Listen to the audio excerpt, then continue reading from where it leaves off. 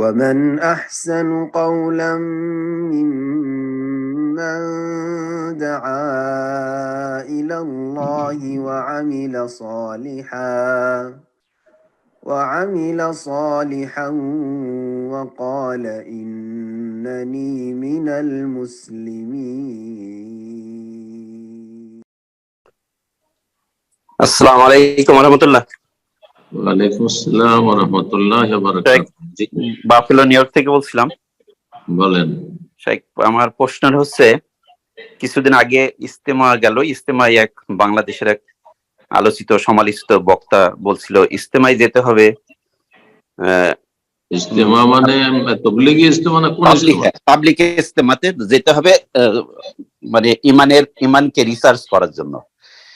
এরকমই আরেকজন চিল্লাওয়ালাদের তাবলীগী ইজতেমা। জি জি জি শেখ, প্রশ্নটা আমার ইজতেমা নিয়ে না, প্রশ্নটা এখানে আর কি, যে সে বলছে এই কথা এবং একজন আমাদের আরো মানে আরেকজন শায়েক আর কি, শায়েক, তারও বক্তব্য তার মতোই, তার মানে ভাষাগত একটু পার্থক্য কিন্তু সেম বক্তব্যই, যে ইজতেমায় যেতে হবে ইমানের চার্জ দেওয়ার জন্য আর কি। আমি দেখতেছিলাম যে তাদের যাদেরকে যে তাদের বড় উস্তাদ, তার বক্তব্য কি এই বিষয়ে। তার বক্তব্য শুনতে যাই দেখলাম যে সে বলছে যে তাবলিগে জামাতের অনেক ভালো কাজ আছে, ভালোগুলা সে বলল, এবং তাদের খারাপও আছে, অনেক বড় ধরনের খারাপ আছে, সেগুলিও বলল।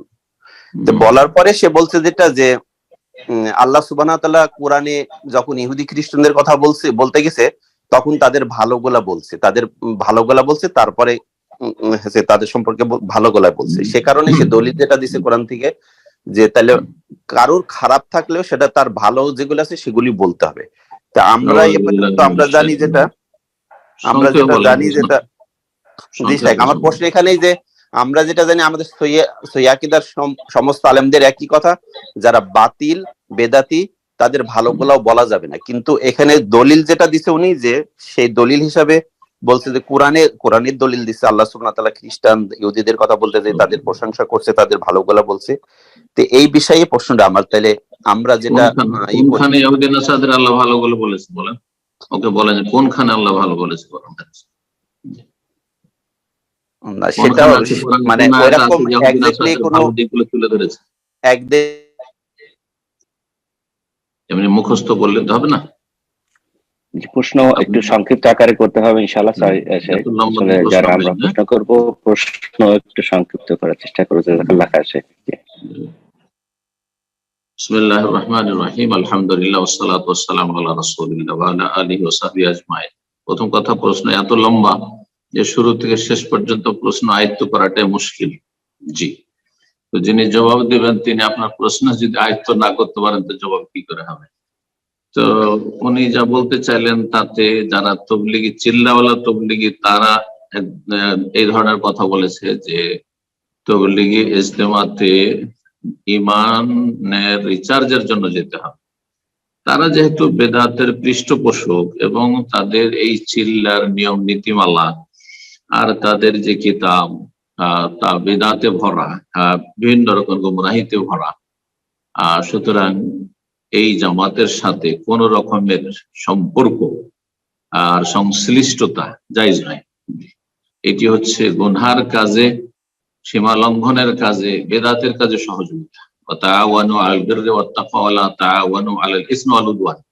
তোমরা পরস্পর সহযোগিতা করো নেকির কাজে এবং আল্লাহ ভীরুতার কাজে। ওয়া লা তাআওয়ানু, তোমরা কেউ কারো সাহায্য করিও না, আলাল ইসমি, গুনহার কাজে। আর বড় কাবিরা গুনাহ হচ্ছে শিরক। শিরকি কথাবার্তা রয়েছে তাবলীগী জামাতের ফাজাইল আমল, আর তাদের কিসসা কাহিনী, বুজুর্গানদের কিসসা কাহিনীতে শিরকের দিকে আহ্বান রয়েছে।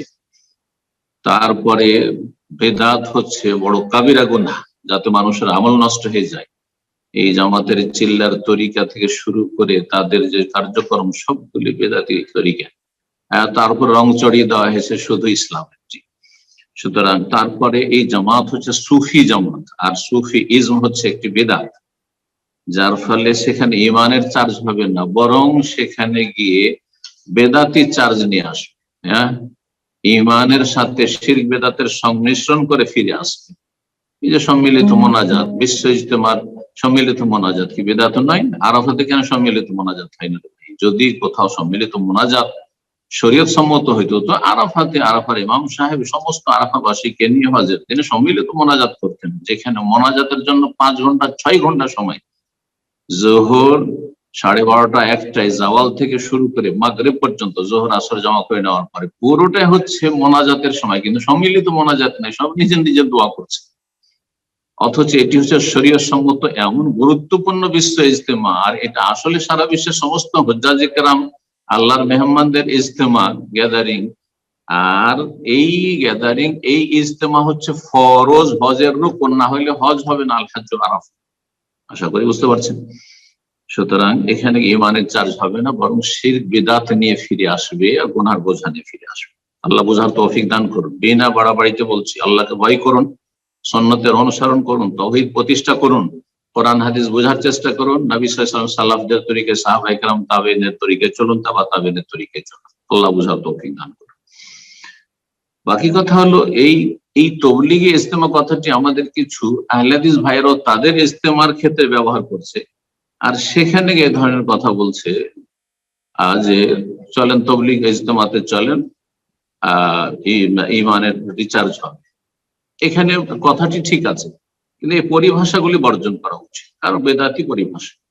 তবলিগ ইজতেমা তখন আবার ব্যাখ্যা চাইতে হবে, কোন তবলিগ ইজতেমা, এটা ওই সুন্নতি তবলিগ ইজতেমা না ওই বেদাতি তবলিগ ইজতেমা, যার ফলে এই ভাষাগুলি পরিহার করা উচিত। আমি এটা পরামর্শ দিচ্ছি, আর এটা আমি পছন্দ করি না যে বেদাতীদের পরিভাষাগুলি আমরা ব্যবহার করব। আল্লাহ বোঝার তৌফিক দান করুন। জি, এই জন্য আরব শেখরা অনেকে একটু রসিকতা করে আমাদের বলে বয়ান বয়ান, মানে ওরা জানে যে ওই তবলিগি ভাইরা বয়ান বলে, বক্তব্যকে বয়ান বলে, আর আমাদের আহলে হাদিস ভাইরা অনেকে বয়ান হবে আপনারা বসেন না, এই যে বেদাতি ভাষাটি ব্যবহার করবেন। যদি বয়ান মানে বিশদভাবে বর্ণনা করা, অর্থ ঠিক আছে, কিন্তু এই ভাষাটি যেহেতু বক্তব্যের ক্ষেত্রে, আলোচনার ক্ষেত্রে বেদাতীদের বিশেষ একটি টার্ম, পরিভাষা, সুতরাং সেটি পরিত্যাগ করবেন। আল্লাহ বোঝার তৌফিক দান করুন। তারপরে আরেকটি কথা বলতে চাইছেন প্রশ্নে, যে আল্লাহ রাব্বুল আলামিন ইহুদি খ্রিস্টানদের কোরআনে প্রশংসা, কোথায় কোরআনে প্রশংসা করেছে? বরং আল্লাহ রাব্বুল আলামিন সতর্ক করেছে তাদের থেকে, তাদের সাথে বন্ধুত্ব থেকে সতর্ক করেছে, তাদের সাথে সৎ আচরণ করতে বলেছেন। জি, শুধু সৎ আচরণ করতে বলেছেন। মানুষ হিসাবে তাদের মধ্যে যারা ভালো আছে, ভালো করে, তাদের সাথে ভালো করুন। হ্যাঁ, আনতাবার রুহ মাতুকসাতু ইলাইহি, তাদের সাথে সদাচরণ করো।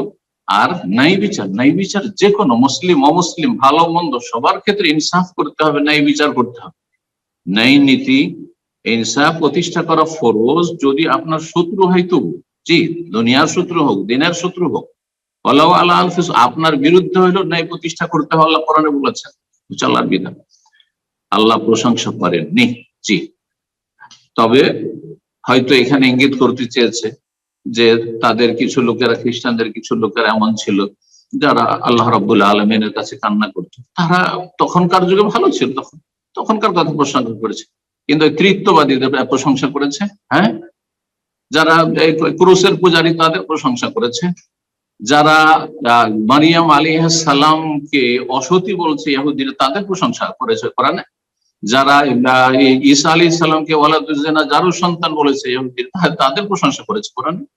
না বলেছে ওয়াবি কুফরিহিম ওয়া কওলিহিম আলা মারিয়াম বুহতানান আযীমা, তারা কুফরি করেছে, ওয়া আকলিহিম রিবা, তারা সুদখোর, হ্যাঁ, ইত্যাদি ইত্যাদি, তাদের থেকে সতর্ক করা হয়েছে। আর তারপরে বলা হয়েছে লা তাত্তাখিযু আদুওয়ি ওয়া আদুওয়াকুম আউলিয়া, তোমাদের শত্রু আমার শত্রু, আল্লাহ বলছেন আমার শত্রু তোমাদের শত্রুকে তোমরা মিত্র হিসেবে, বন্ধু হিসেবে গ্রহণ করে। সতর্ক, সাবধান। কোথায় বলা হয়েছে যে প্রশংসা করা হয়েছে, ভালো দিক তুলে ধরা হয়েছে? না, মোটেই না। এগুলি হচ্ছে মানুষের অজ্ঞতার কারণে ভুল বুঝা, কোরআন বুঝে না। আল্লাহ বুঝার তৌফিক দান করুন। জাযাকুমুল্লাহ খাইরান। জি, বারাকাল্লাহু ফিক। এরপর যা প্রশ্ন করবেন উর্মিলা আক্তার উর্মি, আপনি প্রশ্ন করুন। আসসালামু আলাইকুম ওয়া রাহমাতুল্লাহি ওয়া বারাকাতুহু। ওয়া আলাইকুম আসসালাম ওয়া রাহমাতুল্লাহি ওয়া বারাকাতুহু। জি, বলেন।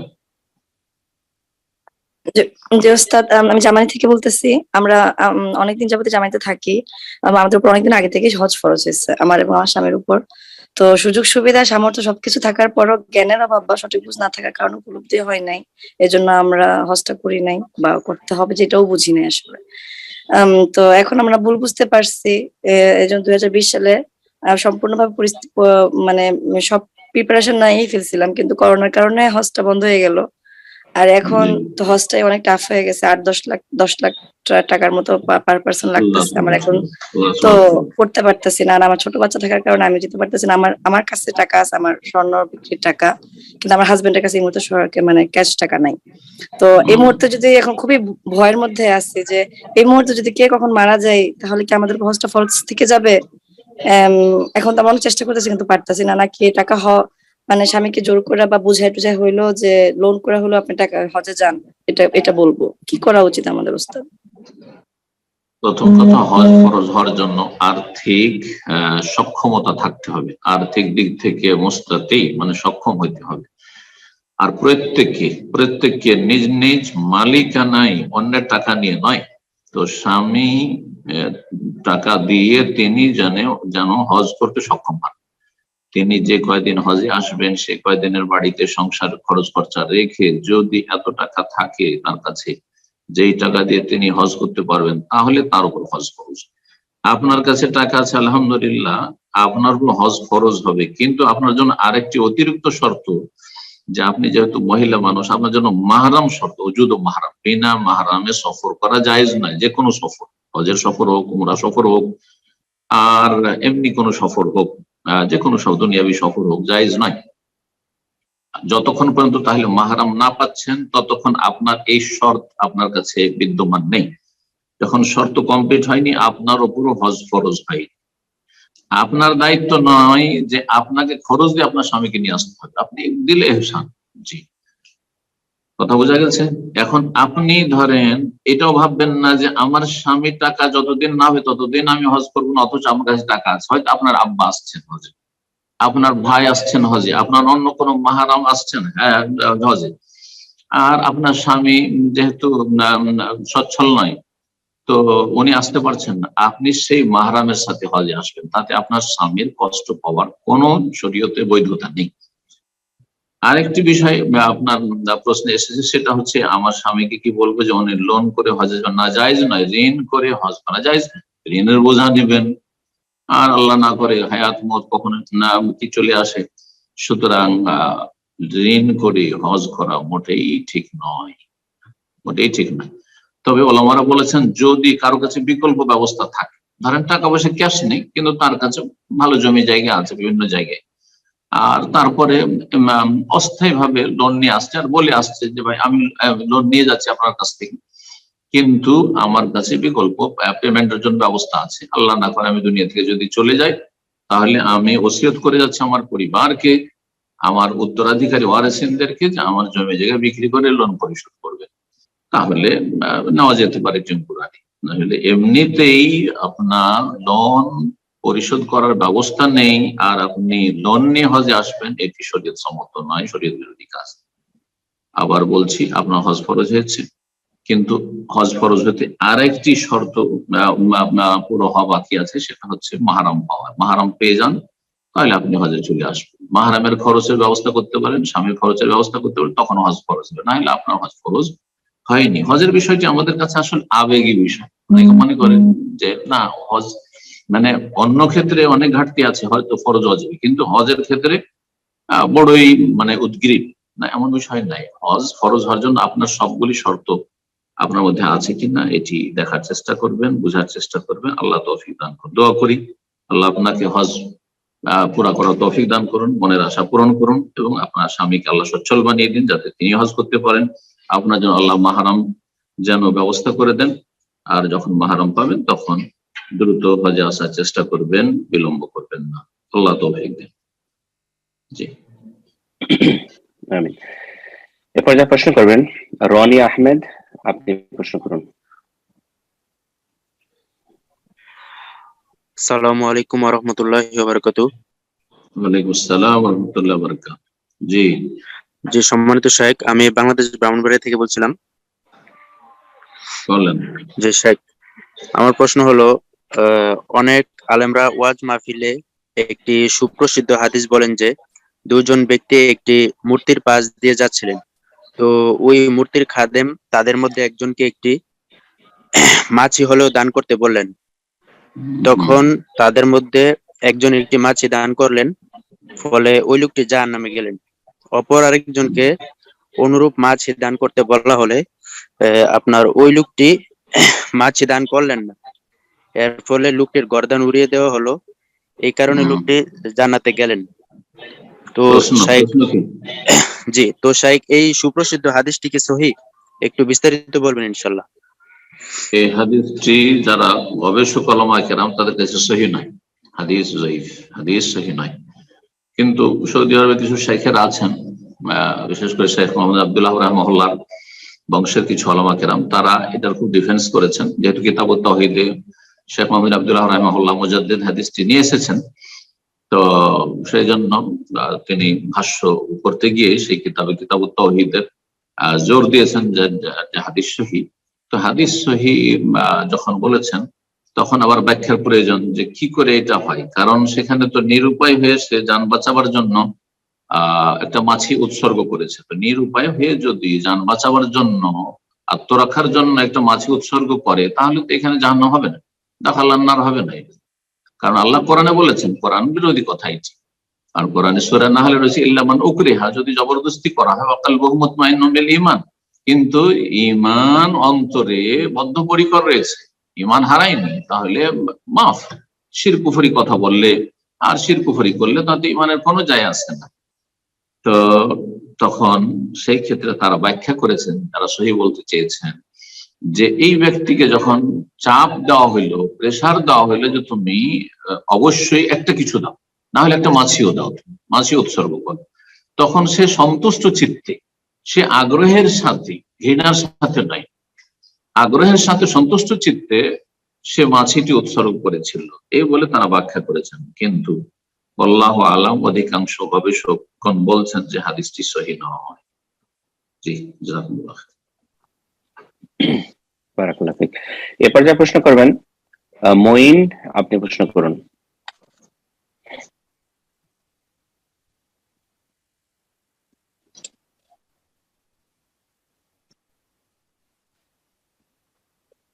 জি মঈন, আপনার ফোনটা আনমিউট করে নিন, প্রশ্ন করুন। আসসালামু আলাইকুম ওয়া রাহমাতুল্লাহি ওয়া বারাকাতুহু। ওয়া আলাইকুম আসসালাম ওয়া রাহমাতুল্লাহি ওয়া বারাকাতুহু। জি, শাইখ মঈন বলছি নিউ ইয়র্ক থেকে। আচ্ছা, মাশাআল্লাহ, বলেন। শাইখ, এটা আমার এক ভাইয়ের পক্ষ থেকে প্রশ্ন। কারো পক্ষে তো বলেন, একটু ভূমিকার দরকার নেই, বলেন।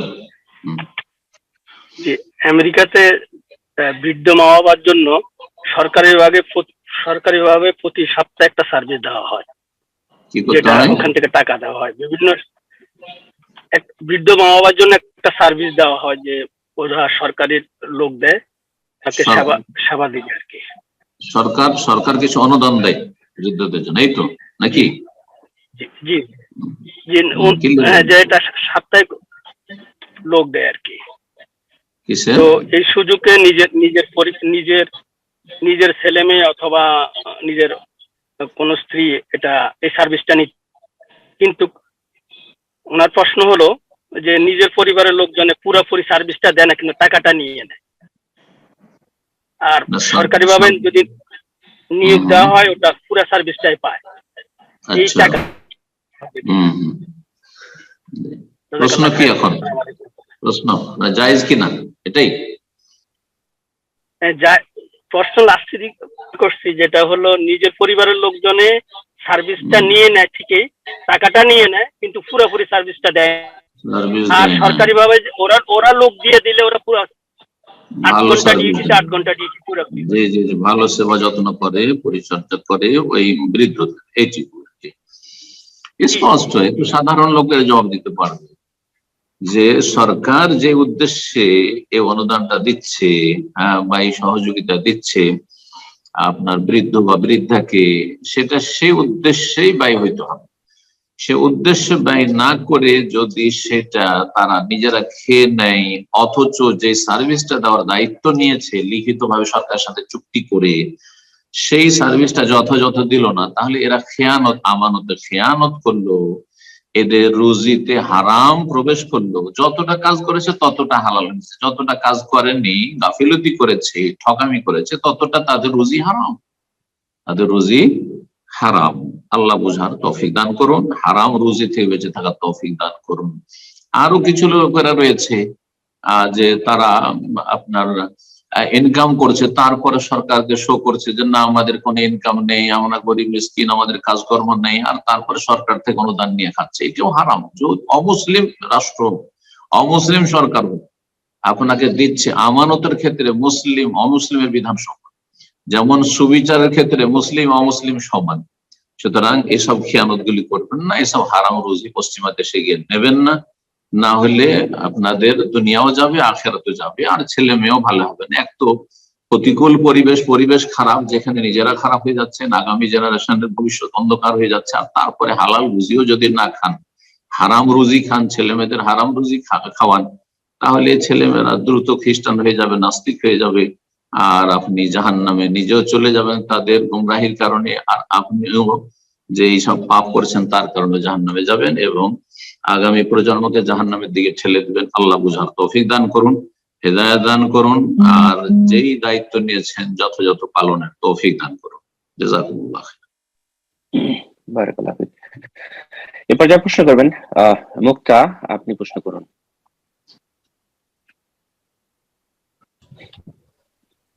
আসসালামু আলাইকুম সম্মানিত শাইখ। ওয়ালাইকুম আসসালাম ওয়া রাহমাতুল্লাহি ওয়া বারাকাতুহু। জি, শাইখ আমি গাজীপুর কোথা থেকে? থেকে। গাজীপুর, জোরে জোরে বলেন। আমার একটা প্রশ্ন হচ্ছে, আস্তে হয়ে যাচ্ছে, একটু কাছে করে মাইকটা, জোরে একটু। জি শাইখ, আমার বাবা তার নিজস্ব উচিত থেকে। বোন, আপনার ব্যাকগ্রাউন্ডে কোনো স্পিকার অন করা আছে, আপনার কথা রিপিট হচ্ছে, তো একটু আপনার খেয়াল করুন।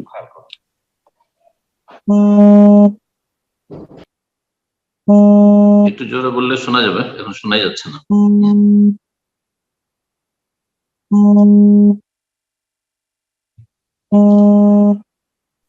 জি মুক্তা, আপনার ফোনটা আনমিউট করে নিন আবারও, এবং প্রশ্ন করুন।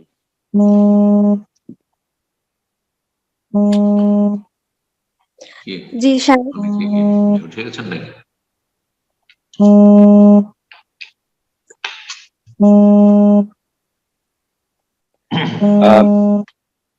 জি বলেন। একটা ব্যাকগ্রাউন্ড নয়েজ হচ্ছে শেখ, ঠিক বুঝতে পারছি না। এরপর এই মুহূর্তে প্রশ্ন করবেন মোহাম্মদ নূর মোহাম্মদ, আপনি প্রশ্ন করুন। কারো ফোনে কল আসছে, একটু খেয়াল করুন। না, এখানে জাকারিয়া একটু খেয়াল করো, এখানে কোনো ব্যাকগ্রাউন্ড নয়েজ হচ্ছে, কোন একটা ফোন হয়তো আনমিউট আছে। কথা বলছেন, শুনছি না।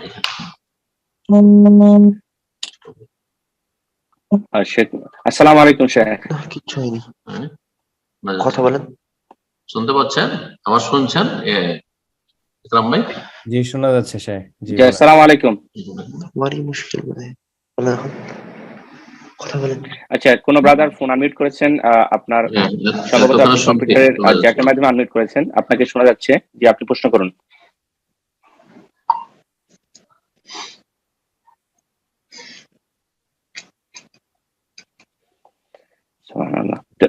ইনশাআল্লাহ আমরা প্রশ্ন নিচ্ছি, প্রশ্ন করবেন নূর মোহাম্মদ, আপনি প্রশ্ন করুন। আসসালামু আলাইকুম। ওয়ালাইকুম আসসালাম ওয়া রাহমাতুল্লাহি ওয়া বারাকাতুহু। জি, পশ্চিমবঙ্গ থেকে নূর মোহাম্মদ বলছি। আচ্ছা, কোন ডিস্ট্রিক্ট? পশ্চিমবাংলা। পশ্চিমবাংলা ডিস্ট্রিক্ট তো হলো না, কোন জেলা থেকে? নদিয়া। ওইটা বলতাম। ঠিক আছে। আমার প্রশ্ন হচ্ছে স্যার, সাদকা শব্দের অর্থ কি এবং কয় প্রকার? কিসের অর্থ? সাদকা। সাদকা। সাদাকা। হ্যাঁ। এর অর্থ কি আর কয় প্রকার? জি। কেন, এতে লাভ কিছু আছে নাকি? সাদাকা মানে হচ্ছে, শাব্দিক অর্থ হচ্ছে সাদাকায় আসতো থেকে, হ্যাঁ, সততা থেকে।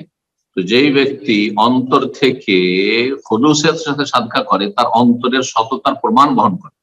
যে ব্যক্তি পকেট থেকে ক্যাশ থেকে পয়সা বের করে দান করতে পারে সেই ব্যক্তির অন্তরের সততার প্রমাণ বহন করে। এই জন্য সাদাকাকে সাদাকা বলা হয়। সাদাকা দুই প্রকার, সাদাকা দুই প্রকার কোরআনে মানে দুই অর্থে ব্যবহার হয়েছে। একটি হচ্ছে সাদাকা বলা হয়েছে যাকাতকে, যাকাত ও সাদাকা। আল্লাহ বলছেন খুয মিন আমওয়ালিহিম সাদাকা, আল্লাহ নিতে বলছেন নবী সাল্লাল্লাহু আলাইহি সাল্লামকে। তো সাদাকা মানে যাকাত। ইন্নামা সাদাকাতু লিল ফুকারা, যাকাতের বন্টন আল্লাহ সূরা তাওবার আয়াত নম্বর 60 বলছেন নিঃসন্দেহে সাদাকাত হচ্ছে এই 8 শ্রেণীর মানুষের জন্য। তো সাদাকা যাকাতকেও বলা হয়। আর সাদাকার দ্বিতীয় অর্থ হচ্ছে নফল দান, খেরাত, সাদাকা। আর এই ক্ষেত্রেই ভারত, বাংলাদেশ, পাকিস্তানে উর্দু বাংলায় সাদকা শব্দটি প্রয়োগ হয়ে থাকে, বা সাদকা শব্দটি ব্যবহার করলে মানুষ যাকাত বুঝে না, বরং দান, খেরাত, নফল, সাদাকাই বুঝে। জি, চলেন। জাযাকাল্লাহ খায়ের। এ পর্যায়ে প্রশ্ন করবেন মোহাম্মদ খায়ের, আপনি প্রশ্ন করুন।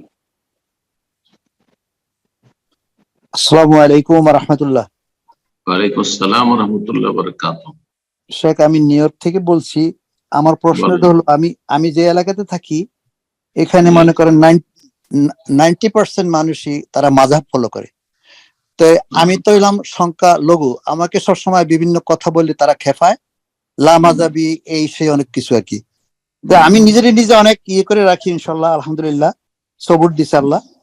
তো যারা আমাকে এগুলি বলে তারা দুই একজন আজকে ক্লাসে আছেন, সেই জন্য আমি কেউ কিছু প্লিজ অতিরিক্ত মনে করবেন না। আমি কোরআনে করিমের একটা আয়াত বলবো আর তর্জমাটাও বলবো, আমি 1 মিনিট সময় নেব। তাহলে আমি পড়তেছি। ওনারা বলে যে মাযহাবকে ফলো করি না, কারণ এটা তো মত না পথ। সেই পরিপ্রেক্ষিতে আমি আয়াতটা পড়তেছি। আউযু বিল্লাহি মিনাশ শাইতানির রাজিম, বিসমিল্লাহির রহমানির রহিম। ওয়া আন্না হাযা সিরাতুম মুস্তাকিমান ফাত্তাবিউহু ওয়া লা তাত্তাবিউস সুবুলা ফাতাফাররাকা বিকুম আন সাবিলিহি যালিকুম ওয়াসাকুম বিহি লাআল্লাকুম তাত্তাকুন।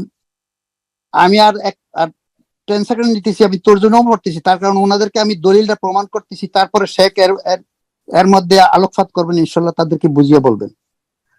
সূরা আনামের 153 নম্বর আয়াত, এটা হচ্ছে আমার দেখানো সহজ সরল পথ, অতএব তোমরা একমাত্র এই পথই অনুসরণ করো, কখনো ভিন্ন পথ অবলম্বন করো না, কেননা ভিন্ন পথ অবলম্বন করলে তা তোমাদের তার মানে আল্লাহর পথ থেকে বিচ্ছিন্ন করে দেবে। এই হচ্ছে তোমাদের জন্য আরো কয়েকটি বিধান, তিনি এর মাধ্যমে তোমাদের আদেশ দিচ্ছেন যেন তোমরা এগুলো মেনে চলো, আশা করা যায় তোমরা তাকওয়া অবলম্বন করবে। তো শেখ, আপনি এটা একটু ব্যাখ্যা করে তাদেরকে বোঝান, ওনারা এই ক্লাসে আছে, এর ভিতরে একজন ইমামও আছেন। আল্লাহ সকলকে হেদায়েত। আচ্ছা, ওনারা যে বলছেন যে আমরা মাযহাব মানি, তো কি ওরা ওই তো ওদের মধ্যে তো আবার 5 ভাগ আছে হানাফিরা। তো এর মধ্যে এরা কি বেরেলভি মাজারপন্থী, মিলাদি কিয়ামি মাজারপন্থী, না এরা তাবলীগ পন্থী হানাফি? এদের ভিতরে 50% মিলাদি, এটা আমি জানি। কেউ তাকফিরি আছে, কেউ 50% মিলাদি আছে। এদের যারা দেখেন ইমাম আবু হানিফা, শাফি, মালিক, আহমদের এরা আসলে কেউ অনুসারী নয়। দেওবন্দি কওমিরাও না, তবলিগিরাও না, আর বেরেলভি তো মোটেই না। কারণ বেরেলভিদের ধর্ম যারা কিয়ামি মিলাদি, তাদের আকীদায় বড় বড় শিরকিয়াত আছে। নবী আলেমুল গায়েব, নবী হাজির নাজির, আর নবী ছায়া ছিল না, নবী মারা যাননি ইত্যাদি। তো এগুলো তো ইমাম আবু হানিফার আকীদা না। আল্লাহ সর্বত্র বিরাজমান, এটা তো আবু হানিফার আকীদা। তো আবু হানিফার সাথে না আকীদার মিল আছে, না মানহাজ মতাদর্শের মিল আছে, না ফিকহি মাসাইলে মিল আছে। কারণ আবু হানিফা রাহিমাহুল্লাহ বলছেন যে সাহাল হাদিস ফাহুয়া সহিহ হাদিস আমার মাযহাব, সহিহ হাদিস হচ্ছে আবু হানিফা রাহিমাহুল্লাহর মাযহাব। সুতরাং তারা আসলে মাযহাবী নয়, তারা মাযহাবের নাম ভেঙে তারা বিভ্রান্ত, মাযহাবের নাম ব্যবহার করে তারা ধর্ম ব্যবসায়ী বিভ্রান্ত। সত্যিকার হানাফি আমরা, সত্যিকার হানাফি যারা কোরআন সুন্নাহ নির্ভেজাল অনুসারে। কারণ আবু হানিফা, শাফি, মালিক, আহমদ, আবু ইউসুফ, মুহাম্মদ সবাই কোরআন সুন্নাহ নির্ভেজাল অনুসারী ছিলেন এবং কোরআন সুন্নাহর মুখলিসিন খাদেম ছিলেন। সুতরাং আমরা কোরআন সুন্নাহর দিয়ে আহ্বান করি, তারাও কোরআন সুন্নাহর দিয়ে আহ্বান করেছেন, সাহাবায়ে কেরামদের মতাদর্শের দিয়ে আহ্বান করেছেন। এই জন্য খাঁটি হানাফি, শাফি, মালিকি, হাম্বলি কিন্তু আমরা। আর ওরা হচ্ছে কেউ 2 নম্বর মজহাবি, 3 নম্বর মজহাবি, 4 নম্বর মজহাবি, 5 নম্বর, সব নকল মজহাবি। যেমন বাজারে মাল সামান, নকল মাল সামান মেলা রকম থাকে, ভেজালে ভরা। এগুলি হচ্ছে ভেজাল যুক্ত কথিত মজহাবি। আল্লাহ ওদের সকলকে বুঝার তৌফিক দান করুন, সকলকে বুঝার তৌফিক দান করুন। বেদাত করবেন, নিয়ত পড়বেন। আবু হানিফা, আবু ইউসুফ, মোহাম্মদ, এই 3 জনই তো হানাফি মজহাবের বড় ইমাম। তাদের থেকে প্রমাণ করেন যে তারা বলেছেন যে নাওয়াইতো পড়তে হবে, নামাজে উযুতে নাওয়াইতো পড়তে হবে, রোজাতে সিয়ামে নাওয়াইতো পড়তে হবে, সম্মিলিত মোনাজাত করতে হবে সালাম ফিরার পরে। এগুলি আবু হানিফা, আবু ইউসুফ, মোহাম্মদ এই 3 জন থেকে যদি প্রমাণ করে দিতে পারে তাহলে বলবো যে হ্যাঁ তোমরা তাহলে হানাফি। আর যদি প্রমাণ না করতে পারেন তাহলে আপনারা নকল হানাফি, তাদেরকে বলে আপনারা নকল হানাফি। তারপরে শুনেন কোরআনে কারীম আল্লাহ বলছেন ফাইন আমানু বিমিসলি মা আমানতুম বিহি, পরে যারা আসবে তারা যদি ঈমান নিয়ে আসে তাদের মতো, যেমন না তারা যদি ঈমান নিয়ে আসবে বিমিসলি মা আমানতুম বিহি, যেমন তোমরা ঈমান নিয়ে এসেছো হে সাহাবায়ে কেরাম, সাবিকিন আউয়ালিন, মুহাজিরিন, আনসার। হে মুহাজিরিন, হে আনসার, তোমরা যেমন নবী সাল্লাল্লাহু আলাইহি সাল্লামের নির্ভেজাল অনুসরণ করছো, ইত্তেবা করছো নিঃশর্ত, ওইভাবে যদি তারা ঈমান নিয়ে আসে ফাকাদ ইহতাদাও, তাহলে তারা হেদায়েতের পথের পথিক, হেদায়েত প্রাপ্ত। ওয়া ইন তাওয়াল্লাও, আর যদি বলে যে না আমরা দেওবন্দি থেকে, আমরা সুফি থেকে, আমরা মাতুরিদি থেকে, আশআরি থেকে আমরা হেদায়েত পাবো, সুফি ইজমের মাধ্যমে আমরা হেদায়েত পাবো। ওয়া ইন তাওয়াল্লাও, তারা যদি উল্টো দিকে ফিরে যায়, অন্য পথে, সাহাবায়ে কেরামদের পথ ছাড়া, ফাইন্নামাহুম ফি শিকাক, তাহলে তারা আপোষে বিরোধের মধ্যে নিমজ্জিত রয়েছে, বিরোধের মধ্যে, বিভ্রান্তিতে নিমজ্জিত রয়েছে। আর এক উম্মতকে তারা বিভিন্ন দলে বিভক্ত করেছে। ফাইন্না ফি শিকাক ফাসায়াকফিকাহুমুল্লাহ, হে নবী আল্লাহ তাদের অনিষ্ট থেকে রক্ষার জন্য যথেষ্ট। ওয়াসামিউল আলিম, সূরা বাকারাতে রয়েছে। সুতরাং আর তারপরে আপনি যে আয়াতটি বলেন ওয়ান্না হাযা সিরাতি মুস্তাকিমান ফাত্তাবিউ ওয়া লা তাত্তাবিউস সুবুলা ফাতাফাররাকা বিকুম আন সাবিলি যালিকুম ওয়াসাকুম বিহি লাআল্লাকুম তাত্তাকুন। এটি হচ্ছে সোজা পথ। সোজা পথ হচ্ছে এক আল্লাহর ইবাদত করবে, এক রাসূলুল্লাহ সাল্লাল্লাহু আলাইহি ওয়াসাল্লামের তরিকায় জীবনযাপন করবে, কোরআন সুন্নাতে যা পাবে সেটাই হচ্ছে আবু হানিফা, শাফি, মালিক, আহমদের খাঁটি মাযহাব। এটি হচ্ছে সিরাতুল মুস্তাকিম। আর দিনে এই যে যত রাকাত সালাত আদায় করেছেন, 17 রাকাত ফরজ, 12 রাকাত সুন্নাত, 1 রাকাত বা 3 রাকাত কমপক্ষে বেতর, কমপক্ষে 40 রাকাত মোটামুটি সালাত হয়ে যাচ্ছে। যদি আপনি তাহাজ্জুদ তার সাথে লাগান, সালাতুল দুহা বাদ দেন, অন্যান্য সালাত বাদ দেন, 40 রাকাতের মতো সালাত, 40 বার করে সূরা ফাতিহা পড়ছেন, ইহদিনাস সিরাতাল মুস্তাকিম কিন্তু অন্তর থেকে পড়ছেন না। আমি বলবো ভাইদেরকে, বোনদেরকে, যারা নিজেদেরকে হক পথের পথিক মনে করছেন অথচ বিভ্রান্ত হয়ে আছেন, অথবা যারা সঠিক পথেও আছেন, সকলকে বলবো যে অন্তর থেকে আমরা সবাই দোয়া করি, অন্তর থেকে খুলুসিয়াতের সাথে ইহদিনাস সিরাতাল মুস্তাকিম, আল্লাহ আমাদের সিরাতুল মুস্তাকিম। আমি তো সবসময় দোয়া করি, আল্লাহ যদি এখন পর্যন্ত আমি বিভ্রান্তিতে থাকি তাহলে আমাকে তাড়াতাড়ি সঠিক পথের দিক নির্দেশনা দাও, হেদায়েত দাও আল্লাহ রাব্বুল আলামিন, ইহদিনাস সিরাতাল মুস্তাকিম। আর যদি আমি হকের পথে থাকি, এই পথে আমার বরকত দাও, আমার কথা যারা শুনছে, আমার কাছ থেকে ইলম শিখছে তাদের জীবনে বরকত দাও, এবং সবাইকে হেদায়েত নসিব করো। যদি রাসূলুল্লাহ সাল্লাল্লাহু আলাইহি ওয়াসাল্লামের ছেড়ে যাওয়া পথ হয়, সাহাবায়ে কেরামদের পথ হয়, তাহলে এই পথে সবাইকে আসার তৌফিক দান করো। জাযাকুমুল্লাহু খাইরান, বারাকাল্লাহু ফিক। জি, তাজিবুর রহমান, আপনি প্রশ্ন করুন।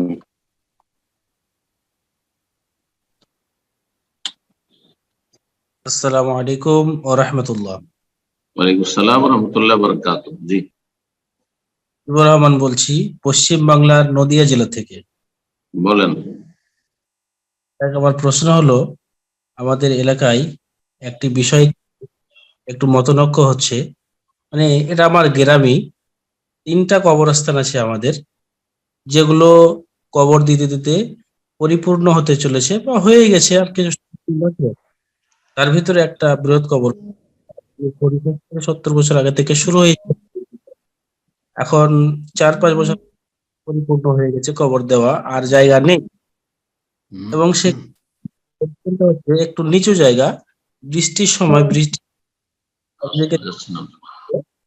এখানে জি সাউন্ডগুলো একটু কেটে কেটে যাচ্ছে। জি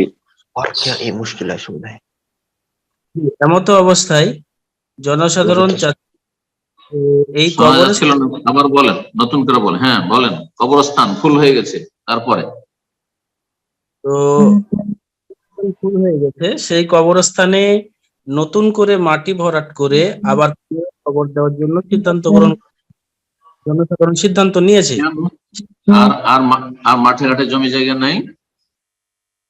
জি, মাঠে ঘাটে জমি জায়গা তো আছে, কিন্তু আমাদের কবরস্থান কেন্দ্রিক না না, কবরস্থান, নতুন কবরস্থান করেন, এটাকে পুরাতন ঘেরে রেখে দেন, নতুন কবরস্থান করেন মাঠে ঘাটে।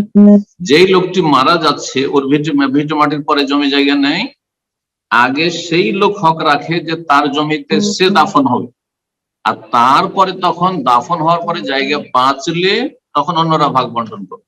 কথা বোঝা গেছে? তাজহিজ তাকফিন 1 নম্বরে 4টি হক মৃত ব্যক্তির সাথে সম্পৃক্ত। প্রথম হচ্ছে তাজহিজ তাকফিন, তার কাফন দাফনের ব্যবস্থা করা, তার জমিতে নিজে হক রাখে যায়। জরুরি নয় যে ওই জনগণের আম কবরস্থান আছে সেখানে ডবল ডবল করে কবর দেবেন। এই প্রশ্ন আমার কাছে এসেছে আপনাদের ওখান থেকে। তার একটা দিক হচ্ছে যে সেই কবরকে উঠিয়ে ফেলে দেবো, তারপরে কবর দেবো, আর একটা হচ্ছে তারপরে মাটি চাপিয়ে দেবো, তারপরে কবর দেবো। কেন ভাই? সৌদি আরবে তো তেমনটা হয় না। সৌদি আরবে এখানে কবরস্থান, পুরোনো কবরস্থান গুলো আমার পাশে এখানে আছে, 1 কিলোমিটার 8 কিলোমিটার দূরে, সেগুলি সব বন্ধ করে ঘিরে রেখে দেওয়া হয়েছে, নতুন কবরস্থান তৈরি করা হয়েছে। আপনারা নতুন কবরস্থান তৈরি করেন, হয় জমি জায়গা কেনার, না হয় নিজের জমি জায়গা দান করেন, আর যদি না হয় তো পারিবারিক কবরস্থান করেন। পারিবারিক কবরস্থান করেন, শরীয়তে কোনো বাধা নেই যে আপনাকে আম কবরস্থানে আপনার বাপ মাকে মারা গেল সেই জন্য তার জমিতে তার অধিকার নেই, আগে তার অধিকার, তারপরে 2 নম্বর হচ্ছে ঋণ পরিশোধ, 3 নম্বর হচ্ছে ওসিয়ত। এতগুলি করার পরে যদি তার জমি জায়গা টাকা পয়সা বাঁচে তখন ওয়ারিসিনদের ভাগ বন্টন বসবে। আল্লাহ বুঝার তৌফিক দান করুন। এসব সুবিধাবাদী মুসলমান হবেন না। জি, আর কবরে যতক্ষণ পর্যন্ত হাড় হাড্ডি আছে ততক্ষণ পর্যন্ত সেই কবর উঠিয়ে ফেলা যাবে না, তারপরে সেই কবর দেওয়া যাবে না। জাযাকুমুল্লাহ খাইর। বারাকাল্লাহ ফিক। এই পর্যায়ে প্রশ্ন করবেন শাহিদুল এস কে, আপনি প্রশ্ন করুন। আসসালামু আলাইকুম। আসসালামু আলাইকুম। জি, সমুদ্র শেখ, আমি পশ্চিমবঙ্গ নদীয়া থেকে বলছি। আমার প্রশ্নটা হলো যে ফরজ নামাজের সিজদার জায়গায় কোনো নাপাকি বা নোংরা থাকলে সামান্য বাম দিক বা ডান দিকে সিজদা করা যাবে কিনা? সরিয়ে ফেলে দেন। ডান দিক বামে সেজদা না করে নোংরা যদি থাকে তাহলে সরিয়ে দেন, ময়লা আবর্জনা নোংরা আছে। আর নাপাক থাকলে নাপাক জায়গায় সলাৎ হবে না, আপনাকে সরে যেতে হবে। নাপাক পেশাব আছে, সেখানে পায়খানা আছে, মানুষের পেশাব আছে, পায়খানা আছে, অথবা রক্ত পড়ে আছে, তাহলে সরে যেতে হবে। যে কোনো নাপাক বস্তু আছে তাহলে সেখান থেকে সরে যেতে হবে, সরে সেজদা করবেন আপনি। সলাত অবস্থায় সলাতের ফায়দার জন্য, সলাতের মাসলাহাতের জন্য সরে যাওয়া শরীয়ত সম্মত। আর যদি এমনি থাকে যে খড়কুটা পড়ে আছে, ময়লা আবর্জনা পড়ে আছে, তো একটু হাত দিয়ে একবার মুছে দেন, একবার বেশি নয়। আর তারপরে যেহেতু আল্লাহর রহমত নাযিল হচ্ছে, হাদিস আছে ফাইন্না রাহমাতাতু ওয়াজিব, তারপর সিজদা করেন, অসুবিধা নেই। জি, জাযাকাল্লাহ খায়র। এই পর্যায়ে প্রশ্ন করবেন জসিম।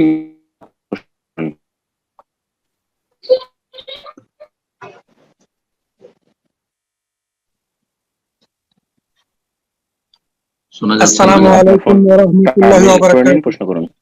ওয়ালাইকুম আসসালাম ওয়া রাহমাতুল্লাহি ওয়া বারাকাতুহু। বলেন। আমি ঢাকা বাংলাদেশ থেকে বলছিলাম। জি, আমার প্রশ্ন হচ্ছে যে মসজিদে হারামে 1 ওয়াক্ত সালাত পড়লে ওই সালাতের নেকি 1 লক্ষ। এক্ষেত্রে যারা কসর পড়ে এবং নফল পড়ে তাদের সওয়াব কি এই 1 লক্ষর মতোই হবে নাকি মসজিদে হারামের? আর এক্ষেত্রে আমার একটা হচ্ছে যে মসজিদে হারামের যে বাহিরের যে প্রশস্ত চত্বর আছে এই চত্বরে পড়লে কি 1 লক্ষের সওয়াব পাওয়া যাবে, নাকি মসজিদে হারামের ভিতরে পড়লে এই সওয়াবটা পাওয়া যাবে? এই ক্ষেত্রে দুটো মত রয়েছে ওলামায়ে কেরামদের। একটি মত হচ্ছে যে মসজিদে হারাম বলতে মসজিদে হারামের ইমামের ইক্তেদাই যতগুলি মুসল্লি সালাত আদায় করবে, সে মসজিদে হারামের ভিতরে হোক অথবা মসজিদ হারামের চত্বরের চারিদিকে হোক অথবা তার সাথে কাতারে কাতার লেগে আছে, বিচ্ছিন্ন নয় যে বড় বড় বিল্ডিং গুলোতে নামাজ পড়ছেন অনেকেই, এটা নয়, ইক্তেদা করে চলবে না। বিচ্ছিন্ন কাতারও নয়, কাতারের সাথে কাতার মোটামুটি কাছাকাছি আছে, লেগে আছে, আর চলে গেছে রোডে ধার্মিক ফলার দিকে বিভিন্ন দিকে চলে গেছে, সেই আজিয়াদির দিকে চলে গেছে, কোনো অসুবিধা নাই। মসজিদে হারামের ইমামের ইক্তেদাতে ওই জামাতে যদি হয় তো সবার মতে 1 লক্ষ পাবে। তবে যে যত বেশি কাছিয়ে থাকবে কাবার, যে যত বেশি ইমামের কাছাকাছি তত তার বেশি ফজিলত হবে, কিন্তু 1 লক্ষ পাবে। দ্বিতীয় মত হচ্ছে এর চাইতে ব্যাপক একটু, সেটা হচ্ছে যে মসজিদে হারাম বলতে শুধু মসজিদে হারামের চত্বর নয় বা মসজিদে হারামের ইমামের ইক্তেদাতে নয়, বরং হুদুদে হারাম, হারামের এলাকার যে কোনো জায়গায় সালাত আদায় করুক, মক্কার যে কোনো মসজিদে, যে কোনো বাড়িতে, যে কোনো হোটেলে, দূরে, হারামের বাইরে নয়, হালাল এরিয়াতে নয়, মসজিদ আয়েশা মসজিদে তানিম রয়েছে তার বাইরে নয়।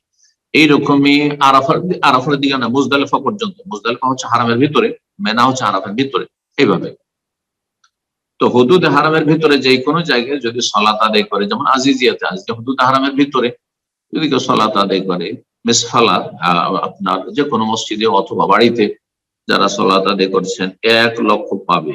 আর এই মতটি হচ্ছে দলিলের দিক থেকে শক্তিশালী। ইমাম ইবনুল কাইয়িম রাহিমাহুল্লাহ বিভিন্ন দলিলগুলি প্রায় 10টির মতো দলিল নিয়ে এসেছেন, আর শেখ বিন বাজ রাহিমাহুল্লাহ এই মতটিকে শক্তিশালী বলেছেন। আর এই মতটি আমরা প্রাধান্য দিয়ে থাকি, কারণ আল্লাহ রাব্বুল আলামিন কোরআনে কারীমে বলছেন সুবহানাল্লাযী আসরা বিআবদিহি লাইলাম মিনাল মাসজিদিল হারাম ইলাল মাসজিদিল আকসা। মেরাজে নৈশ ভ্রমণে ইসরাতে আল্লাহ রাতারাতি নিয়ে গেছে নবী সাল্লাল্লাহু আলাইহি ওয়াসাল্লামকে মসজিদে হারাম থেকে মসজিদে আকসা পর্যন্ত, মসজিদে হারাম থেকে নিয়ে গেছেন আল্লাহ বলছেন। অথচ নবী সাল্লাল্লাহু আলাইহি ওয়াসাল্লাম সেই সময় মসজিদে হারামে বসেছিলেন না, কিন্তু সেই সময় ছিলেন উম্মে হানির বাড়িতে, ঘুমিয়েছিলেন। বোন আলী রাদিয়াল্লাহু তাআলা বোন, চাচাতো বোনের বাড়িতে মুরব্বী ছিলেন তিনি, ওনার বাড়িতে তিনি ঘুমিয়েছিলেন সেই দিন, আর সেখান থেকে নিয়ে যাওয়া হয়েছে। তাহলে বাড়ি থেকে গেছেন, আল্লাহ বলছেন মসজিদে হারাম, মসজিদে হারাম ছিল না। তাহলে বোঝা গেল যে হুদুদে হারামকে আল মসজিদুল হারাম বা হারাম বলা হয়। সুতরাং যে কোনো জায়গায় হারামের এলাকাতে কেউ যদি সালাত আদায় করে 1 লক্ষ নেকি পাবে ইনশাআল্লাহ। তবে যারা ইমামের সাথে কাবাতে এসে সালাত আদায় করবে তাদের অতিরিক্ত এই জামাতের আলাদা আবার সালাতের ফজিলত রয়েছে, সেটা ভিন্ন বিষয়। আল্লাহু আ'লাম। জি। আর তারপরে নফল সালাতের কথা বললেন, নফলকে আল্লাহ শামিল করতে পারেন, শুধু ফরজের সীমিত নাই, ফরজেতে পাবেন। নবী সাল্লাল্লাহু আলাইহি ওয়াসাল্লাম বলেছেন সালাতুন ফিল মাসজিদিল হারাম, সালাতুন ফি মাসজিদি হাযা, 1 সালাত, সে সালাত ফরজ হোক অথবা নফল হোক, সমস্ত সালাতে ইনশাআল্লাহ তাআলা 1 লক্ষ গুণ পাওয়া যাবে। জি, কসর পড়লেও পাওয়া যাবে, কোনো অসুবিধা নেই। জাযাকুল্লাহ। বারাকাল্লাহ ফিক। এরপর যে প্রশ্ন করবেন আমিনা, শুরুতে প্রশ্ন করার চেষ্টা করেছিলেন, আপনার ফোনটা নেট জনিত কারণে সমস্যা হয়েছিল, আপনি প্রশ্ন করুন ইনশাআল্লাহ। আমিনা, ফোনটা আনমিউট করে নিন। আসসালামু আলাইকুম। ওয়ালাইকুম আসসালাম ওয়া রাহমাতুল্লাহি ওয়া বারাকাতুহু। জি বলেন। আমি নিউ ইয়র্ক থেকে বলছিলাম। তো আমাদের এখানে আপনার কবর বিক্রি হয় মুসলমানদের জন্য এবং নন মুসলিমদের জন্য। আমার প্রথম প্রশ্ন হচ্ছে আমরা কি আগে থেকে কবর কিনতে পারি কিনা, কিন্তু মুসলমানদের জায়গাগুলা সব ফিল আপ হয়ে গেছে, মানে সবাই কিনে ফেলছে, কোনো জায়গা নেই। এখন যদি আমরা কবর কিনতে চাই তাহলে আমাদের নন মুসলিমদেররা বলতেছে তাদের ওখানে কবর আছে, আপনারা কিনতে চাইলে কিনতে পারেন, কিন্তু দেখা যায় যে আমরা দুই একটা ফ্যামিলি জায়গা আছে, খবর আছে বলিয়েন না, জায়গা খালি জায়গা আছে, তাই না? এটা বলেন। হ্যাঁ, কিন্তু নন মুসলিমদের ওইখানে, তারা খ্রিস্টানদের ওইখানে আছে, তো ওরা বলছে আপনারা চাইলে, ওরা বলতেছে আমাদেরকে যে তোমরা চাইলে কিনতে পারো। বাট আমার কোশ্চেন হচ্ছে আমরা কি নন মুসলিমদের সাথে কবর দিতে পারি মুসলমানদের? একদম নন মুসলিমদের যে মানে সমাধি যেগুলো, মানে তাদেরকে যখন করে তার সাথে লেগে আছে একসাথে কাছাকাছি। জি, মানে ওদের জায়গাটাই, যেমন আমাদের এখানে এক সাইডে মুসলমানদের কবর, দেওয়া হয়, একটু আর এক সাইডে কিনে নিয়ে খ্রিস্টান। শোনেন, আমাদের শোনেন, কিনে নিয়ে যদি পৃথক করা যায় সেটাকে, তাহলে তো জায়েজ হবে। আর না হলে অমুসলিমদের কবরস্থানে মুসলিমকে দাফন করা যায় না। অমুসলিমদের কবরস্থানে মুসলিমকে দাফন করা যায় না, এরকম অমুসলিমকে মুসলিমদের কবরস্থানে দাফন করা যায় না, এটি মশলা মনে রাখতে হবে। তো যদি সেই জায়গাগুলো, জায়গা কিনলেন আপনি, যেন জায়গা কিনছেন, জমি কিনছেন, জমি কিনে আপনি ঘেরে নিলেন, যদি ঘেরার ব্যবস্থা থাকে যে আমরা আলাদা করে নিতে পারবো মুসলিমদের মকবারা থেকে, কবরস্থান থেকে, তাহলে তো জায়েজ হবে। কিন্তু না ঘেরতে দেবেন না, তাদের মধ্যে থাকবে, আর পাশেই এটা হচ্ছে মুসলিমের কবর, এটা হচ্ছে খ্রিস্টান বা ইহুদির কবর, তাহলে জায়েজ না, জায়েজ না এরকম জায়গা। আল্লাহ হেফাজত করবো মুসলিম দেশে বসবাসের ক্ষেত্রে, আল্লাহ হেফাজত, এই জন্য তো মুসলিম দেশে বসবাসের কথা বলা হয়েছে। আল্লাহ জাযাকাল্লাহ খায়ের শেখ। এ পর্যায়ে প্রশ্ন করবেন ইরফান আলী, আপনি প্রশ্ন করুন। আসসালামু আলাইকুম ওয়া রাহমাতুল্লাহি ওয়া বারাকাতুহু। ওয়ালাইকুম আসসালাম ওয়া রাহমাতুল্লাহি ওয়া বারাকাতুহু। জি স্যার, আমি ইন্ডিয়া উত্তর দিনাজপুর থেকে বলছিলাম। বলেন, কি নাম? ইরফান আলী। বলেন। বলছি যে আমার প্রশ্নটা হচ্ছে কোরআন পড়ার সম্পর্কে নিয়ে, যে আমি বাংলাদেশের একটা সহিহ আকীদার আলেমের কাছ থেকে শুনেছিলাম যে উনি বলছে কোরআন পড়লে শুধু যেটা অ্যারাবিক, মানে প্রথম পাতা থেকে লাস্ট পর্যন্ত যেটা শুধু অ্যারাবিক আছে ওইটা পড়তে হবে, তাহলে ওই রকম সওয়াব পাওয়া যাবে 10 নাকি প্রত্যেকটা পাতাতে। আর যেটা আমি যেটা পড়ছিলাম সেটা হচ্ছে একটা মানে লাইন বা আরবি আছে, একটা লাইন মানেটা, হ্যাঁ, তো ওটা পড়লে আমি বুঝতে পারতাম ওই এগুলা মানেগুলা, আর অন্তরে আমার ভয় ভীতি ফিল হতো। তো এটা পরে এই বক্তব্যটা শোনার পর সহিহ আকীদার আলেম উনি শোনার পর যখন ওটা করছি, সিস্টেমটা চেঞ্জ করে দিয়েছি। আমি অ্যারাবিকটা পড়ছি অন্য টাইমে ইয়েটা পড়ছি মানে সহটা। তো আমাকে একটু মানে উপদেশ দিন যে আমি কিরকম পড়লে আমার মানে এটা হবে একটু। আমি পড়তাম আগে ওই মানে সহটা, ওটা পড়লে আমার সুবিধা হতো। তো এটা একটু বিস্তারিত বলবেন।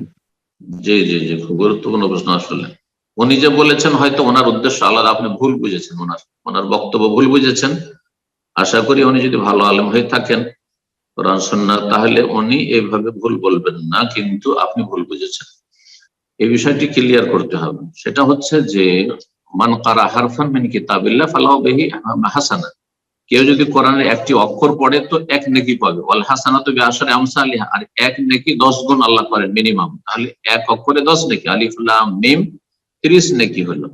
এটা অবশ্যই আরবি, যেটা কোরআন মানে আরবিতে কোরআন, বাংলা তর্জমা ইংলিশ তর্জমা সেটার নাম কোরআন না। কোরআনের সেটি মানি বা অর্থ, কোরআনের মানি বা তাফসীর বা অর্থ বলতে পারে। তো এইটাতে এই নেকি রয়েছে, বোঝা গেছে। যালিকাল কিতাবুল লা রাইবা ফি, এতে নেকি রয়েছে। কিন্তু আপনি বলবেন যে আমি এই কিতাবে কোনো সন্দেহ নেই, এই যে এই কিতাবে বললাম যতগুলি বাংলা অক্ষর হলো এতেও 10 করে নেকি পাবো না, এটা পাবেন না। এটা হচ্ছে এই হাদিসের অর্থ। তো উনি হয়তো যিনি আলোচনা করেছেন তিনি এই কথাটি বুঝাতে চেয়েছেন, আর এটা ঠিক আপনাদের যদি এটা বুঝিয়ে থাকে। কিন্তু আপনি যেটা বুঝেছেন সেটা হচ্ছে যে শুধু মন্ত্রের মতো কোরআন পড়তে হবে শুধু নেকির জন্য, আর অর্থ বুঝবো না, অর্থ পড়বো না, না, এইভাবে কিন্তু সালাফে সালেহিনরা পড়েন নাই। সালাফদের আদর্শ এটা নয় যে বিনা বুঝে কোরআন পড়া। ভালো করে শুনে, সালাফদের আদর্শই নয় এটা। এটা তো অনারবরা কোরআনের জ্ঞান রাখে না কিন্তু নেকির আশা রাখে। এখন কি করব, সুতরাং বুঝি আর না বুঝি শুধু পড়তে থাকে। কিন্তু চিন্তা করেন যে সাহাবায়ে কেরামগণ, তাবেঈন, তাবা তাবেঈন, তারা কোরআন পড়েছেন না বুঝে পড়েছেন। আর কোরআন পড়ার উদ্দেশ্যটা কি? আসল তো উদ্দেশ্য বুঝে, মাসলেহা বুঝতে হবে। উদ্দেশ্যটা কি, টার্গেট কি আপনার? এমন কোন পৃথিবীতে কিতাব আছে, পুস্তক আছে যেটা না বুঝে পড়া হয় একমাত্র কোরআন ছাড়া? একমাত্র কোরআন ছাড়া পড়া হয়? তাহলে কোরআনের সাথে এটি তো দুর্ব্যবহার, খারাপ আচরণ। হ্যাঁ, প্রাথমিক অবস্থা অবশ্যই কোরআন তেলাওয়াত করেন। কোরআন তেলাওয়াত একটি ইবাদত, এটি আপন জায়গায় ঠিক আছে, কিন্তু এর মানে এই নয় যে সারা জীবন শুধু নেকির আশা রাখবো, আর কোরআনে আল্লাহ কি সম্বোধন করলে তা মোটি বুঝলাম না, পড়লাম না, না, এটা উদ্দেশ্য নয়। উদ্দেশ্য হচ্ছে কোরআন তর্জমা তফসির সহ পড়ে আল্লাহর সম্বোধন বুঝার জন্য যথাসাধ্য চেষ্টা করা আপন জায়গা থেকে। এই জন্য আপনি তরিকা পাল্টেছেন, সেটা ভুল করেছেন। আপনার উচিত হবে আবার ফিরে যান আপন তরিকায়, আর আপনি তেলাওয়াত করেন একটি আয়াত বা 5টি আয়াত তেলাওয়াত করেন, আর পাশাপাশি আয়াতটা তেলাওয়াতের সাথে যদি তরজমা তফসির পড়েন, শুধু তরজমা পড়ে লাভ নেই, তরজমা পড়ে কি বুঝবেন আপনি, তরজমা বা তফসির পড়েন অথবা কারো তফসির শুনেন। আমার 30 পারা কোরআনের তফসির আছে, আপনি খুলে রাখলেন আর কোরআনের আরবি এটা তেলাওয়াত করছেন আর পুরো তফসিরটা শুনছেন। এইভাবে যদি শোনেন তাহলে ধীরে ধীরে ধীরে আল্লাহর কালাম কোরআনে কারীম ভালো বুঝতে পারবেন যে আল্লাহ আমাকে কি সম্বোধন করেছেন, আল্লাহর কি খেতাব, কি সম্বোধন। এটা হচ্ছে উদ্দেশ্য। তো আশা করি বিষয়টি বুঝতে পারছেন। তো এইভাবে কোরআন পড়বেন, কোরআন অর্থও পড়বেন, তরজমা তফসিরও পড়বেন। নেকি আপনি সেই মানে এক এক অক্ষরে 10 নেকি পাবেন না, কিন্তু কোরআনের জ্ঞান অর্জন, যে এলিম হাসিল করা ফরজ, সেটার জন্য আপনি কোরআনের তরজমা পড়ছেন, তফসির পড়ছেন, তার নেকি অবশ্যই এক্সট্রা আলাদা রয়েছে। আর সবচাইতে উত্তম তরিকা হচ্ছে যে আপনি কোরআনের 1টি 2টি 3টি আয়াত পড়েন বা 1টি করে আয়াত পড়েন, তার সাথে তরজমা, তার সাথে তফসির পড়েন আর বোঝার চেষ্টা করেন। যদি সেখান থেকে বুঝে পড়তে না পারেন, এত সহজ নয় যে কোরআনের তরজমা তফসির, অনেক মাদ্রাসা পড়ারও বুঝতে পারে না যে আল্লাহ কি বলতে চাইছেন, তফসির পড়ে মিলাতে পারেন। সুতরাং আপনি যদি সহযোগিতা নেন যারা সহজভাবে তফসির করেছেন, সেই তফসিরটা শোনার পরে আপনি আয়াতগুলো বোঝার চেষ্টা করেন, মাসলা মাসাইল গুলি, আকীদাগুলি বোঝার চেষ্টা করেন, এটা সবচেয়ে ভালো হবে। ইলম হাসিল হলো কোরআনের তেলাওয়াত হলো, আর তেলাওয়াত মানে শুধু খতম করা না। এটা তো পরবর্তীকালের লোকেরা শুরু করেছে, যত খতম দিতে পারবো তত মনে হয় নেকি নিয়ে, নেকির ভান্ডার নিয়ে জান্নাতে যেতে পারবো। কিন্তু এটি আসলে খালাফদের তরিকা, পরবর্তীকালের লোকদের ভুল তরিকা আর বা অনুত্তম তরিকা। উত্তম তরিকা তারা সালাফে সালিহিনের সাহাবায়ে কেরামদের স্বর্ণ যুগের ছেড়ে দিয়েছে, সেটা হচ্ছে কোরআন বুঝে পড়তে হবে, না বুঝে নয়। আল্লাহ বুঝার তৌফিক দান করুন। জাযাকুমুল্লাহ খাইর। বারাকাল্লাহু ফিক। তো আমরা প্রোগ্রামের একদম শেষ পর্যায়ে আজকের সর্বশেষ প্রশ্ন নেব ইনশাআল্লাহ, যার মাধ্যমে আজকের প্রোগ্রাম শেষ হয়ে যাবে। প্রশ্ন করবেন খলিলুর রহমান, আপনি প্রশ্ন করুন। আসসালামু আলাইকুম ওয়া রাহমাতুল্লাহি ওয়া বারাকাতুহু। ওয়ালাইকুম আসসালাম ওয়া রাহমাতুল্লাহি ওয়া বারাকাতুহু। জি সম্মানিত শেখ, আমি ইন্ডিয়া আসাম থেকে। বলেন, কোন ডিস্ট্রিক্ট? আসাম। আসাম হুজাই। মাশাআল্লাহ, বলেন। শেখ, আমি কোন সময় উযুর থেকে আসতে আর কি একটু তাড়াহুড়া হয়ে যায়, মানে জমাত ধরতে গিয়ে সংকল্পনা করে নিয়ত মুখ দিয়ে বলি না, কিন্তু পর্যায়ের সময় আর কি নিয়ত সুন্নতের নিয়তটা আসিয়া যায়, সংকল্পনা সেইটাই, মুখ দিয়ে বলি না সেইটা। জানো মুখে বলা তো বেদাত, মুখে বলা চলবে না। এই যে মুখ তো বলি না, অন্তর দিয়ে সংকল্পনা করি, কিন্তু সুন্নতের সময় লাগে না, সময় লাগে না। আপনি যে আসছেন পানির কাছে, এটা হচ্ছে আপনার নিয়ত, সংকল্প। পানির কাছে আসছেন, পানি নিয়ে আপনি কাজ শুরু করে, ওযুর কাজগুলো শুরু করে দেন, এটা নিয়ে যে একটু তাড়াহুড়াতে আসিয়া যে নিয়তের সময় মানে ফরজটা না সংকল্পনা করিয়া সুন্নতের ইয়েটা আসিয়া যায়, কোন সময় আসিয়া যায়, সব সময় কোন সময়, তাহলে কি আমি নিয়তটা করব নাকি? নিয়ত করার জন্য আপনাকে কিছুক্ষণ স্থির হইতে হবে এমন বিষয় নয়। আসলে এটা ভুল বুঝছেন। যেটা বলতে চাইছি আমি আপনার প্রশ্ন উত্তরে, সেটা হচ্ছে যে আপনি যেমনই পানির কাছে আসলেন আর পানি নল খুললেন বা পানি নিতে লাগলেন হাতে উযু করার জন্য, সেটাই নিয়ত হয়ে গেল। নিয়ত হয়ে গেল, অন্তর সংকল্প হয়ে গেল, এখন কাজ করেন। তাড়াহুড়া করে উযু করা জায়েজ আছে, সর্বনিম্ন একবার করে উযুর অঙ্গগুলি ধৌত করতে হবে, একবার করে উযুর অঙ্গ ধৌত করতে হবে। এটা কমপক্ষে। 2 নম্বর কথা যে একবারে যাতে করে উযুর অঙ্গগুলি পুরো ধোয়া হয় এবং পুরোতে পানি পৌঁছে যায়, কোনো জায়গায় শুকনো না থাকে। যদি শুকনো থাকে তাহলে উযু হবে না, তাড়াহুড়া করতে গিয়ে শুকনো থেকে গেল। অনেকে উযু করতে গিয়ে 5 মিনিট লাগে না, এটা বাড়াবাড়ি। উযু 1 মিনিট 2 মিনিটও হইতে পারে, তাড়াতাড়ি হইতে পারে, জামাত শুরু হয়ে গেছে, তাড়াতাড়ি উযু করছেন। আপনি 3 বার করে ধৌত না করে একবার করে ধৌত করলেন, কিন্তু আপনাকে নিশ্চিত হইতে হবে যে আপনার উযুর অঙ্গগুলি, এই জায়গাগুলি শুকনো নাই, শুকনো নাই। তারপরে টাকনার পেছন দিকে যেদিকে দেখতে পাচ্ছেন না হয়তো, সেই জায়গাগুলি শুকনো নেই, যে জায়গাগুলো নিচু হয়ে আছে বা চামড়া জড়ায় আছে, সেই জায়গাগুলি যেন শুকনো না থেকে যায়। তো এই বিষয়গুলি যেন মনে থাকে। জি, আশা করি বুঝতে পারছেন। শেখ, অনেক সময় হয়ে গেল, তো ইনশাআল্লাহ আজকে এখানে শেষ করে দেন। পাশাপাশি আমাদের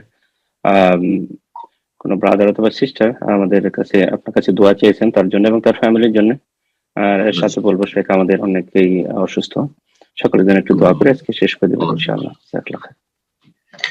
যে আমাদের আলোচনার শেষে দোয়া করি আল্লাহ রাব্বুল আলামিন আমাদের উপকারী জ্ঞান দান করেন, ভালো নেক আমলের তৌফিক দান করেন, দিনের কাজ করে যাওয়ার তৌফিক দান করেন। রব্বুল আলামিনের কাছে দোয়া করি যেসব ভাই বোনেরা আমাদের সাথে আছেন, বিশেষ করে তাদের জন্য দোয়া করি, প্রত্যেক মুমিন মুমিনাতের জন্য দোয়া করি যারা তাওহীদের উপর রয়েছে। আল্লাহ রাব্বুল আলামিন তাদের নেক হায়াত দান করেন। যেসব ভাই বোনেরা আমাদের সাথে আছেন আল্লাহ রাব্বুল আলামিন তাদের যেসব প্রয়োজন রয়েছে আল্লাহ প্রয়োজন যেন পুরা করে দেন, জায়েজ প্রয়োজন। আর বালা মুসিবত থাকলে দূর করে দেন, অসুস্থতা থাকলে শিফা দান করেন। রব্বুল আলামিনের কাছে দোয়া করি আল্লাহ রাব্বুল আলামিন ছেলে মেয়েদের ঈমান ইসলামের উপর তরবিয়তের তৌফিক দান করেন। আর যেসব ভাই বোনদের যে কোনো সমস্যা রয়েছে আল্লাহ যেন সেগুলি সমাধান দ্রুত দান করেন। দোয়া করি বিশেষ করে আমাদের মুসলিম ভাই বোনেরা যারা ঈমানের অবস্থায় এই ভূমিকম্পে তুরস্কে এবং সিরিয়ায় ভূমিকম্পে দুনিয়া থেকে চলে গেছেন, আল্লাহ তাদের মাফ করে দেন, তাদের শাহাদাত কবুল করেন যারা ঈমানের অবস্থায় গেছে। যারা অসুস্থ আছে, যারা আহত হয়েছে আল্লাহ তাদের দ্রুত শেফা দান করেন। এবং যারা খারাপ লোক তাদেরকে সংশোধন, পাপী যাদের পাপের কারণে হয়তো বালা মুসিবত এসে থাকে, আযাব এসে থাকে, আল্লাহ তাদের সংশোধন করে ফিরে আসার তৌফিক দান করেন। আল্লাহ রাব্বুল আলামিন যেন আমাদেরকে পাপীদের কারণে ধ্বংস না করে দেন। আল্লাহুম্মা লা তুআখিযনা বিমা ফাআলা সুফাহু মিন্না রব্বানা লা তুআখিযনা ইন নাসিনা ওয়া আখতানা রব্বানা ওয়া লা তাহমিল আলাইনা ইসরান কামা হামালতাহু আলাল লাযিনা মিন ক্বাবলিনা রব্বানা ওয়া লা তুহাম্মিলনা মা লা তাকাতা লানা বিহি ওয়া'ফু আন্না ওয়াগফির লানা ওয়ারহামনা আনতা মাওলানা ফানসুরনা আলাল কওমিল কাফিরিন রব্বানা ইগফির লানা ওয়া লি ইখওয়ানিনা আল্লাযিনা সাবাকুনা বিল ঈমান ওয়া লা তাজআল ফি কুলুবিনা গিল্লাল লিল লাযিনা আমানু রব্বানা ইন্নাকা রাউফুর রহিম। যেসব ভাই বোনরা দোয়া চেয়েছেন অথবা দোয়া চাননি কিন্তু প্রত্যেকের দোয়ার প্রয়োজন রয়েছে, আমরা সকলের জন্য দোয়া করি আল্লাহ রাব্বুল আলামিন আমাদের সকলকে নেক হায়াত দান করেন, আমাদের দিন দুনিয়ার সবকিছুতে আল্লাহ রাব্বুল আলামিন যেন সার্বিক দিক থেকে বারাকা দান করেন। সুবহান রাব্বিকা রাব্বিল ইজ্জাতি আম্মা ইয়াসিফুন ওয়া সালামুন আলাল মুরসালিন ওয়ালহামদুলিল্লাহি রাব্বিল আলামিন।